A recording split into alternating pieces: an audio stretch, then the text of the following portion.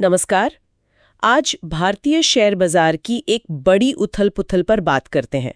सिर्फ 3 दिनों में विदेशी संस्थागत निवेशकों मतलब एफआईआईज ने करीब 15,000 करोड़ रुपए के शेयर बेच डाले। ये वाकई एक बड़ा आंकड़ा है। हाँ, बहुत बड़ा आंकड़ा है। तो हमारे पास जो जानकारी है उसके आधार पर हम समझने की कोशिश करेंगे कि आखिर इतनी बड़ी बिकवाली क्यों हुई और इसका बाजार पर क्या असर पड़ा। यहाँ असल में मतलब क्या चल रहा है? बिल्कुल, ये 15,000 करोड़ की निकासी जैसा आपने कहा बहुत अहम है, खासकर इतने कम समय में। मंगलवार को लगभग 10,000 करोड़ और फिर गुरुवार को 5,000 करोड़। तो इसके पीछे कुछ ठोस कारण नजर आ रहे हैं। अच्छा, तो सबसे बड़ी वजह क्या रही? क्या दुनिया भर में कुछ ऐसा हुआ जिसने यहाँ इतना बड़ा असर डाला? हाँ, बिल्कुल। सबसे बड़ा ट्रिगर तो वैश्विक बॉन्ड यील्ड्स का बढ़ना था।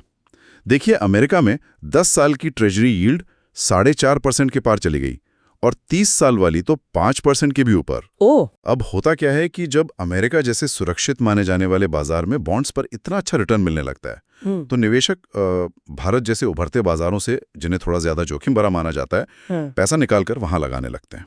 अच्छा। ये सीधा सीधा कैपिटल फ्लो का मामला है। पैसा सुरक्षित जगह ढूंढता है। हाँ, मतलब सुरक्षित निवेश की तरफ रुझान बढ़ गया। और अमेरिका से एक और चिंताजनक खबर भी तो आई थी ना? हाँ, बिल्कुल। वो भी एक अहम कड़ी है इसमें। रेटिंग एजेंसी मूडीज ने अमेरिकी सरकार की क्रेडिट आउटलुक को स्टेबल से घटाकर नकारात्मक कर दिया। अच्छा, हाँ। हालांकि रेटिंग अभी कम नहीं की है, सिर्फ आउटलुक बदला है। पर इससे भी मतलब निवेशकों में थोड़ी क्या कहते हैं घबराहट बढ़ी और जोखिम लेने की उनकी इच्छा थोड़ी कम हुई। और इसका असर फिर भारत जैसे बाजारों पर एफआईआईज की बिकवाली के रूप में दिखा। पैसा बाहर जाने लगा। समझ आया। लेकिन क्या हमारे अपने बाजार में भी मतलब कुछ चल रहा था जिसने इस बिकवाली को और हवा दी? मतलब क्या ये सिर्फ बाहरी दबाव था या यहाँ भी कुछ पक रहा था? हाँ, देखिए, ये बहुत अच्छा सवाल है। असल में बाहरी दबाव के साथ साथ एक घरेलू एंगल भी था।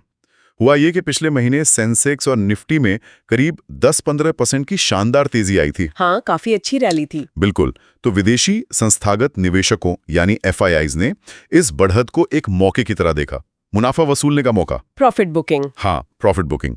खासकर जैसे फाइनेंशियल सेक्टर है, कैपिटल गुड्स हैं, ऑयल एंड गैस, ये जो क्षेत्र हाल में अच्छे चले थे, वहां उन्होंने अपना मुनाफा बुक किया। तो यह वैश्विक चिंता और घरेलू मुनाफा वसूली का मिला जुला असर था। समझ गया।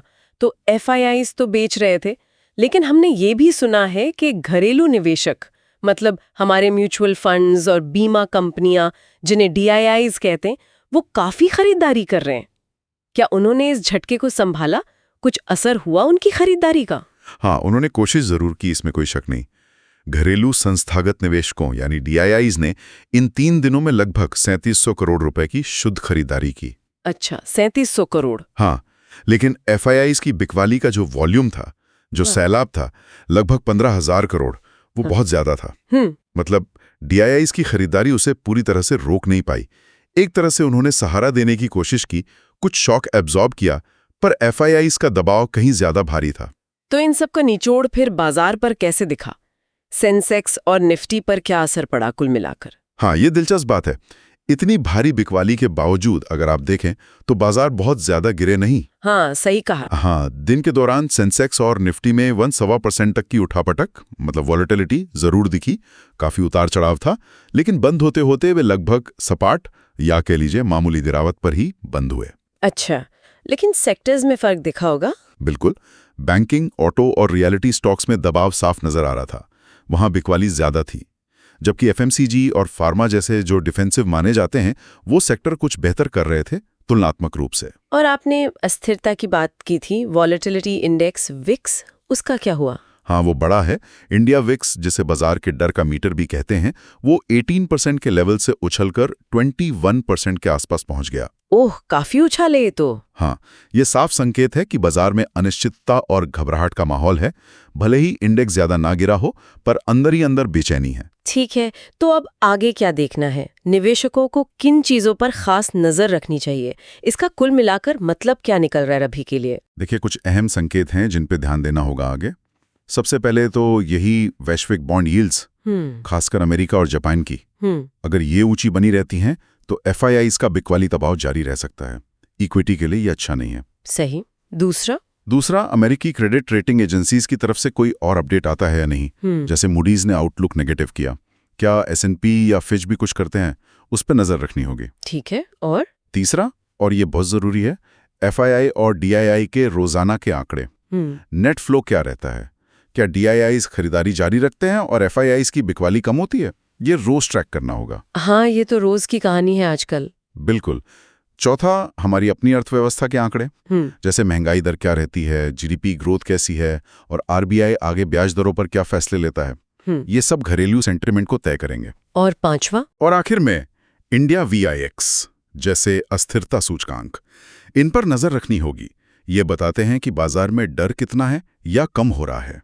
तो संक्षेप में कहें तो कहानी ये है कि बढ़ती वैश्विक बॉन्ड यील्ड्स और अमेरिकी क्रेडिट चिंता ने FIIs को मुनाफा वसूली के लिए उकसाया और हाल की बाजार तेजी ने इसे और आसान बना दिया।